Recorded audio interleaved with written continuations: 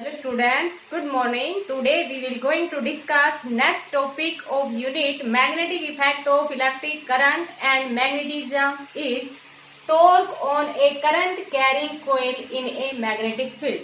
कि current carrying कोयल को जो मैग्नेटिक फील्ड में रखा जाता है तो कितना टॉर्क एक्सपीरियंस करता है, और यही हमारे पास जो नेक्स्ट टॉपिक होगा मूविंग कोयल गैल्वेनोमीटर उसका प्रिंसिपल होगा कि करंट कैरिंग कोयल को जो मैग्नेटिक फील्ड में रखते हैं तो टॉर्क एक्सपीरियंस होता है। क्योंकि प्रीवियस वीडियो थी हमने उसमें डिस्कस किया था कि एक करंट कैरिंग सर्कुलर कोयल को जो मैग्नेटिक फील्ड में रखा जाता है तो फोर्स है वो जीरो होता है, और जब नेट फोर्स किसी बॉडी के ऊपर जीरो होता है तो फिर इक्वल एंड अपोजिट फोर्स मिलके कपल बनाते हैं और टेंड्स टू रोटेट। जैसे कि मान लीजिए यहाँ पर कोयल होगी तो उसको रोटेट करवाएंगे, और जब इस तरह की जब कंडीशन होती है तो टॉर्क एग्जिस्ट करता है। टॉर्क के बारे में फिफ्थ जो यूनिट 11th क्लास में आपने पढ़ा था कि टॉर्क हमारे पास क्या होता है, फोर्स मल्टीप्लाई परपेंडिकुलर डिस्टेंस। तो पहले हम फोर्स निकालेंगे फिर परपेंडिकुलर डिस्टेंस, तब हमारे पास क्या होगा, टॉर्क एग्जिस्ट होगा। तो ये हमने डिस्कस किया था कि जैसे कि जो प्रीवियस वीडियो थी force on a current carrying coil in magnetic field के अंदर क्या डिस्कस किया था कि जो हमारे पास मैग्नेटिक फील्ड के अंदर एक सर्कुलर कोइल को रखते हैं, आपने देखा था उसकी जो इम्पोर्टेंट एप्लीकेशन थी उनमें हमने डिस्कस किया था, इम्पोर्टेंट जो इंफॉर्मेशन थी उनमें कि नेट फोर्स था एक करंट कैरिंग सर्कुलर कोइल को जो मैग्नेटिक फील्ड में रखा जाता है तो net force acting on a coil is zero. अब यहाँ पर चाहे सर्कुलर कोइल हो या किसी टाइप की भी हो, लेकिन कैसी होनी चाहिए, वो क्लोज लूप होनी चाहिए। तो बिल्कुल एज इट इज आपके पास ये है कि torque on a current carrying coil in a magnetic field. तो जब फोर्स जीरो है तो टॉर्क एग्जिस्ट करेगा, तो वही अभी हम डिस्कस करेंगे। तो जैसे कि हमारे पास क्या है, एक कोइल ले लेते हैं हम, लेट अस कंसीडर कर लेते हैं एक, let us consider a rectangular coil. देखो यहाँ पर हम रेक्टेंगुलर ही ले रहे हैं, क्यों ले रहे हैं, क्योंकि जो मूविंग कोयल गैल्वेनोमीटर होता है उसमें रेक्टेंगुलर शेप की कोयल होती है, तो वो भी यहाँ पर डिस्कस हो जाएगा। इसलिए हम क्या करते हैं, एक जो कोयल लेते हैं उसको एक रेक्टेंगुलर शेप की कोयल ले रहे हैं। तो मान लेंगे let us consider a rectangular coil, कुछ भी मान लिया उसको, PQRS। जैसे कि आपके पास एक कोयल मान ली हमने PQRS,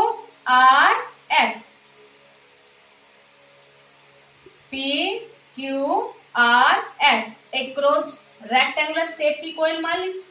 अब इसको placed in magnetic field, it is a placed, या rectangular coil PQRS is placed in a uniform magnetic field.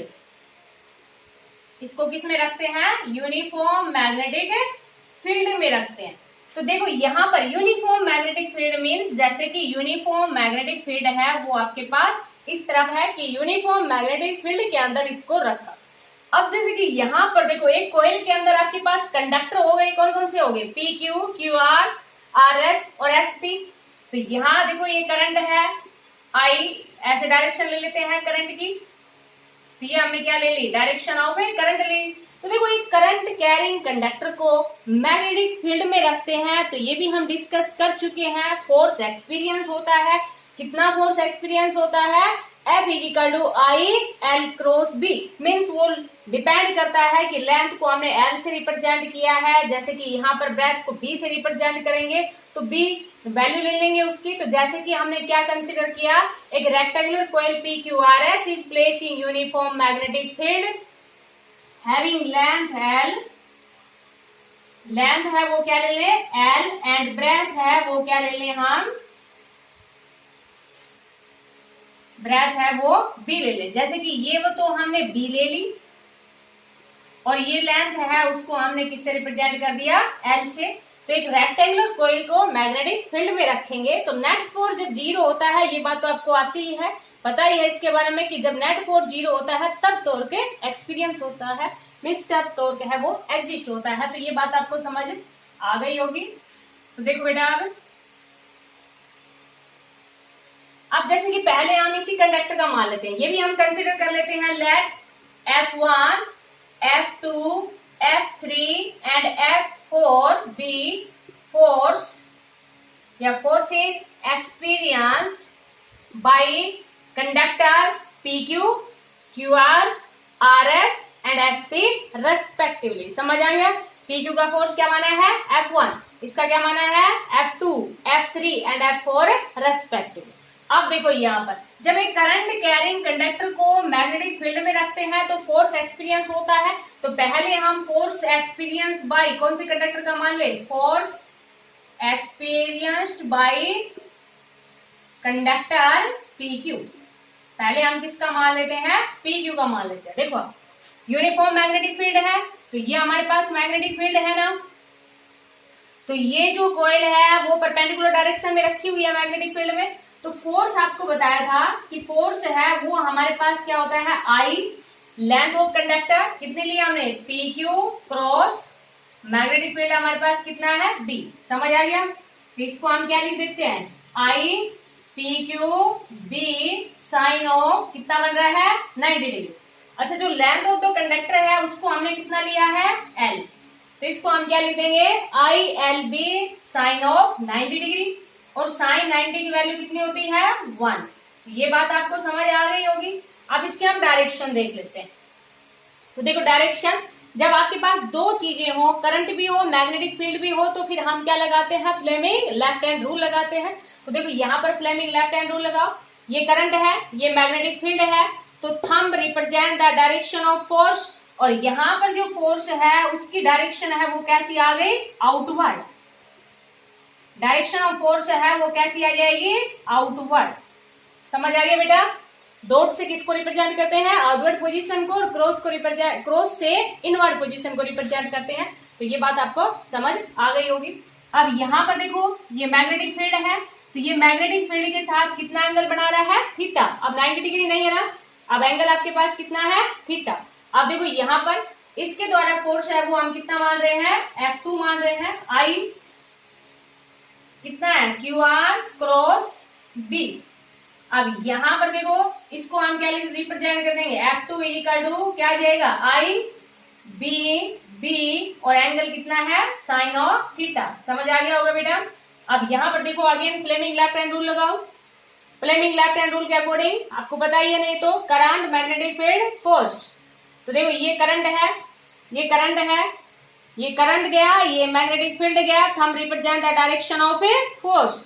तो फोर्स की डायरेक्शन है वो ये आ गया हमारे पास F2। कौन सी डायरेक्शन में आया? डाउनवर्ड डायरेक्शन में। यहां पर समझ आ गया बेटा? इसको ये आपके पास कौन सी डायरेक्शन में आया? आउटवर्ड डायरेक्शन में। ये जो फोर्स है वो कौन सी डायरेक्शन में आया है आपके पास? से डाउनवर्ड डायरेक्शन में आया है। समझ आ गया? थर्ड फोर्स देखो आप, F3 is equal to I, conductor क्या है हमारे पास? RS cross B। अब यहां पर भी देखो बेटा मैग्नेटिक फील्ड के साथ एंगल कितना है? 90 डिग्री। तो इसको हम क्या लिख देंगे? F3 is equal to ILB sine of 90 degree. और साइन 90 की वैल्यू है वो हमारे पास क्या होती है? 1। तो इसको हमने किससे रिप्रेजेंट कर दिया? थर्ड से रिप्रेजेंट कर दिया, थर्ड इक्वेशन से। अब बेटा देखो आगे लगाओ Fleming left hand rule. Fleming left hand rule लगाओ आगे। देखो ये हमारे पास करंट है, ये मैग्नेटिक फील्ड है, thumb represent the direction of a force. तो फोर्स है वो उसकी डायरेक्शन है वो कौन सी आ गई? Inward direction. अच्छा बेटा ध्यान रखना, जैसे कि आप बुक में देखोगे तो बुक में ये इस तरह से ऐसे रिप्रेजेंट कर रखा है, क्योंकि इनसाइड तो हम रिप्रेजेंट कर नहीं पा रहे इसलिए इसको ऐसे रिप्रेजेंट किया हुआ है। वैसे इसकी जो डायरेक्शन है वो हमारे पास कैसी रहेगी? इनवर्ड डायरेक्शन रहेगी। ये चीज आप ध्यान रखना, कभी ये सोचो ना कि इस तरह से नहीं आएगी। देखो लगा के देखो, ये आपके पास मैग्नेटिक फील्ड है, देखो ये मैग्नेटिक फील्ड है, ये करंट है, तो thumb represent the direction of force. तो थंब है वो किधर है? इनवर्ड डायरेक्शन में है। लेकिन inside the plane of paper हम रिप्रेजेंट नहीं कर पा रहे इसलिए इसको ऐसे रिप्रेजेंट किया है। इस चीज को आप ध्यान रखना, ठीक है बेटा? तो ये आपके पास वैल्यू कितनी आ गई? ILB। अब हम चलते हैं फोर्थ पे, फोर्स एक्सपीरियंस बाय कंडक्टर। ये आपको लिखते रहना है, अगर काफी इंपोर्टेंट आर्टिकल है ये भी। तो जैसे कि आपके पास यहाँ पर आप सभी में लिखोगे force experience by conductor PQ, force experience by conductor QR, force experience by conductor RS, और आप नेक्स्ट क्या लिखोगे? फोर्स एक्सपीरियंस बाय कंडक्टर कौन सा कंडक्टर है आपके पास से? Sp। समझ आ गया बेटा? देखो अब अगेन I क्या है हमारे पास? ये Sp क्रॉस B। समझ आ गया बेटा? तो ये वैल्यू हमारे पास कितनी आ गई? F4 is equal to I। अच्छा देखो यहाँ पर आप अब एंगल कितना है ये चीज आपको ध्यान रखनी है। ये तो आपके पास कितना है? B sine. देखो बेटा ये एंगल आपके पास, ये करंट कैरिंग कॉइल थी, ये मैग्नेटिक फील्ड है ना, जो ये एंड है वो कितना एंगल बना रहा है? थीटा एंगल बना रहा है ना। ये हमारे पास क्या है? मैग्नेटिक फील्ड है। ये जो करंट सॉरी जो एंगल होता है ये किसके बीच में होता है? मैग्नेटिक फील्ड और जो लेंथ हो आपके पास, जैसे कि जो भी लेंथ ऑफ कंडक्टर है उनके बीच में कितना एंगल है, यही एंगल होता है ना। मीन्स जैसे कि जिधर करंट फ्लो कर रहा है या जिधर लेंथ ऑफ द कंडक्टर है। अब देखो ये एंगल, इसके साथ एंगल थीटा था, तो इस कंडक्टर के साथ ये जो एंगल बचा आपके पास ये वाला, क्योंकि कंडक्टर ये है ना आपके पास, तो इसके साथ जो एंगल बचा वो आपके पास कितना आ गया? 180 माइनस थीटा। तो यहाँ पर आप क्या लिख दोगे? Sine 180 minus theta. Again sine 180 minus theta है वो आपके पास क्या होता है? साइन थीटा ही होता है। साइन 180 माइनस थीटा की वैल्यू कितनी होती है? Sine theta. तो देखो ये आपके पास कितना आ गया? I B B sine of theta. Direction देखो बेटा, ये आपके पास करंट है इधर, देखो ये आपके पास करंट है, ऐसे लगाओ, जैसे ये करंट है, ये इधर करंट गया, ये इधर आपके पास क्या गया? Magnetic field. तो thumb represent the direction of a force. तो यहाँ पर जो डायरेक्शन ऑफ फोर्स है वो कैसी आएगी? Upward direction. Direction of force है वो कैसी आई? अपवर्ड। अब देखो यहाँ पर आपके पास बात क्या है, ये दोनों ही फोर्स है वो वन लाइन के ऊपर ही एक्ट कर रहे हैं, और दोनों फोर्स आपके पास कैसे हैं? इक्वल एंड अपोजिट है, एक ही लाइन पे एक्ट कर रहे हैं ना दोनों फोर्स। आप ये कहोगे कि ये फोर्स भी आपके पास आउटवर्ड था और ये फोर्स भी आपके पास इनवर्ड है, ये भी तो आपके पास कैसे लग रहे हैं? इक्वल ही लग, सॉरी अपोजिट ही लग रहे हैं ना, लेकिन ये सेम लाइन के ऊपर नहीं है। They act on different line of action. ये आपको चीज ध्यान रखनी है। Different line of action means एक इधर लग रहा है, दूसरा हमारे पास इधर लग रहा है, वैसे इनकी वैल्यू है वो कैसी है? अपोजिट है। अपोजिट मीन्स नेट फोर्स है वो जीरो होता है, और जब नेट फोर्स जीरो होता है तभी तो टॉर्क एग्जिस्ट करता है। तो यहाँ पर देखो बेटा, इतना समझ आ गया आपको, डायरेक्शन समझ आ गई होंगी कि जब करंट हो और मैग्नेटिक फील्ड हो तो हम क्या लगाते हैं? फ्लेमिंग लेफ्ट हैंड रूल लगाते हैं डायरेक्शन के लिए। इतनी बात आपको समझ आ गई होगी। अब लगा के देख लेना, इसको दोबारा देख लेना। तो देखो बेटा अब यहाँ पर हमारे पास यहां से हम क्या लिखेंगे कि F2, ये इक्वेशन आपको ध्यान है ही, तो यहां से हम क्या करेंगे कि F2 एंड F4 forces are equal and opposite. कैसे है ये? इक्वल एंड अपोजिट, और they act on in same line. Main बात क्या है? They act on a same line. देखो जैसे कि सेम लाइन के ऊपर ही क्या कर रहे हैं? एक्ट। सो दे कैंसिल ईच अदर। सो दे कैंसिल ईच अदर, इसलिए एक दूसरे से कैंसिल हो जाए। इट मीन्स F2 और F4 का कोई इफेक्ट नहीं रहेगा, क्योंकि ये दोनों फोर्स थे वो इक्वल एंड अपोजिट है। सो कैंसिल ईच अदर और they act on the same line. समझ आ गया बेटा? अब देखो, अब हमारे पास जो फोर्स बचे हैं वो कौन सा बचा है? F1 और F3। अब यहाँ पर जो F1 और F3 है, अभी आपको बताया कि F1 फोर्स था वो कैसा था? आउटवर्ड था, और F3 फोर्स है वो कैसा है? इनवर्ड है। लेकिन दे act on different line, they act on a different line. Same line के ऊपर ये एक्ट नहीं कर रहे। वैसे तो आपके पास कैसे है? वैल्यू भी इक्वल है बट अपोजिट भी है। देखो इक्वल भी है अपोजिट भी है, but they act on different line, so they makes a couple. So net force तो जीरो हो गया, जब इक्वल एंड अपोजिट होते हैं तो नेट फोर्स कितना हो जाता है? Zero. So they makes a couple. क्या बना देंगे? एक कपल बना देंगे। And tends to rotate, tends to rotate the coil in anti clockwise direction. कौन से डायरेक्शन में करेंगे?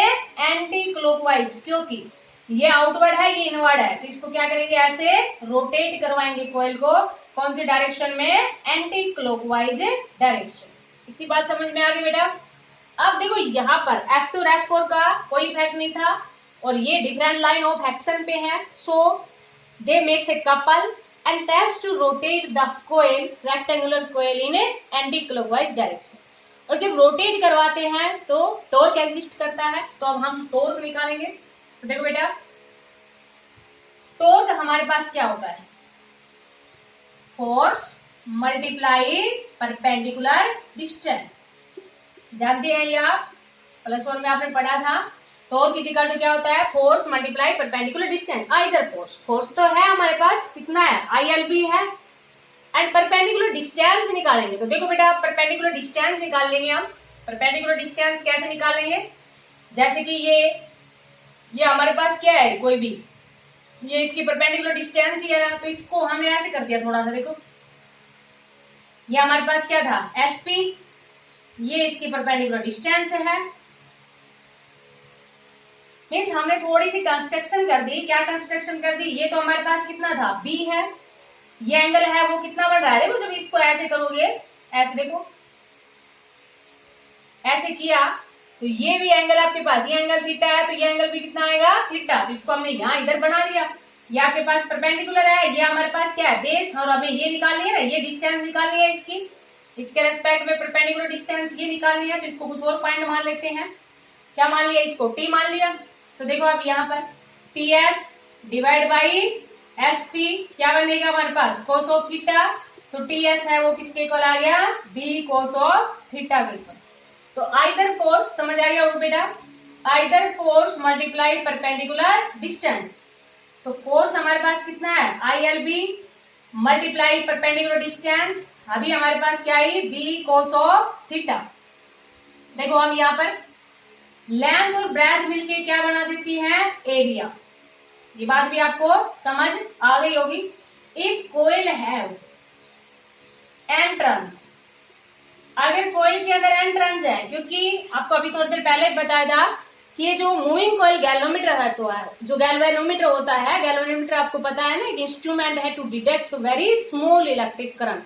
अगर थोड़ा सा भी करंट है अगर प्रोड्यूस होता है, या सॉरी थोड़ा सा भी अगर करंट फ्लो करता है, तो गैल्वेनोमीटर है उसके के अंदर करंट का डिटेक्शन, मीन्स उसके अंदर जो सुई है वो हिलती है, तो वो गैल्वेनोमीटर होता है। तो गैल्वेनोमीटर का किस प्रकार से वर्क करता है ना, तो उसके अंदर हम कोयल लेते हैं रेक्टेंगुलर, और रेक्टेंगुलर कोयल के बहुत सारे नंबर ऑफ टर्न्स लेते हैं, क्योंकि यही उसमें हम डायरेक्ट यूज करेंगे फॉर्मूला। तो if the coil have entrance, अगर एंट्रेंस है तो क्या करेंगे भाई? एन से मल्टीप्लाई कर देंगे। समझ आ गई बेटा? टॉर्क इज इक्वल टू कितना आ गया? NIAB, समझ आ गया? NIAB cos of theta. अच्छा देखो ये आपके पास number of turns multiply current multiply area, आपको पीछे भी बताया था, ये क्या होता है? Magnetic dipole moment. NIA क्या होता है?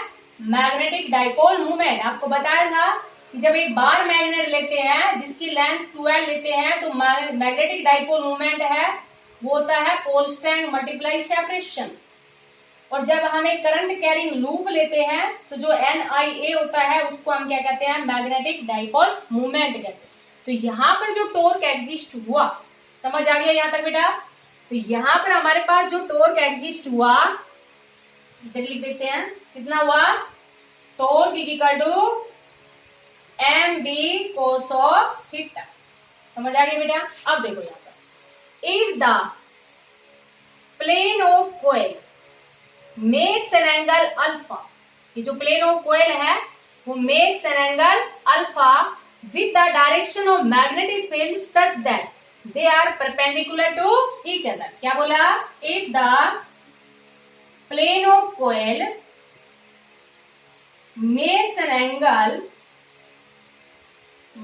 angle alpha with the direction of magnetic field, with the direction of a magnetic field, इस प्रकार से बना रही है such that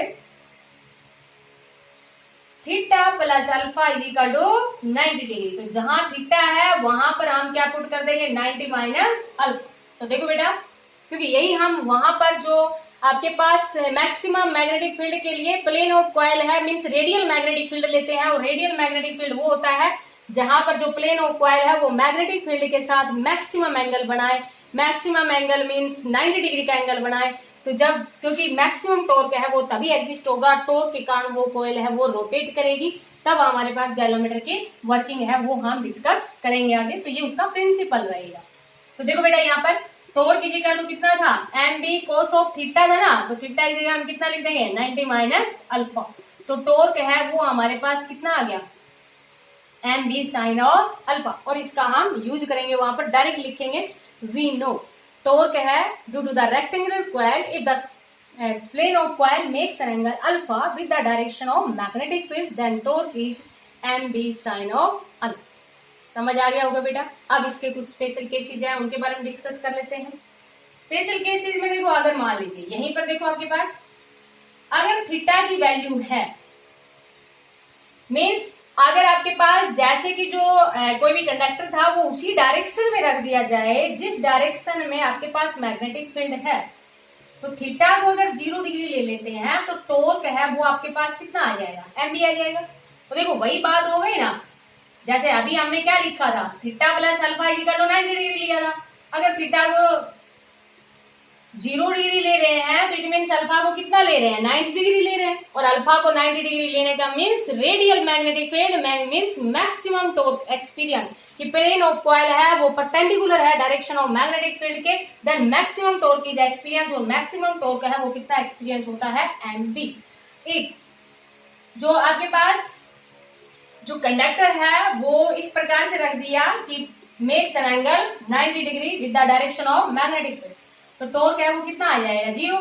यहाँ पे लगा के देख लो आप, यहाँ भी क्या लिखा था theta plus alpha is equal to 90 degree था, थीटा को कितना ले लिया 90 डिग्री, तो अल्फा कितना हुआ 0।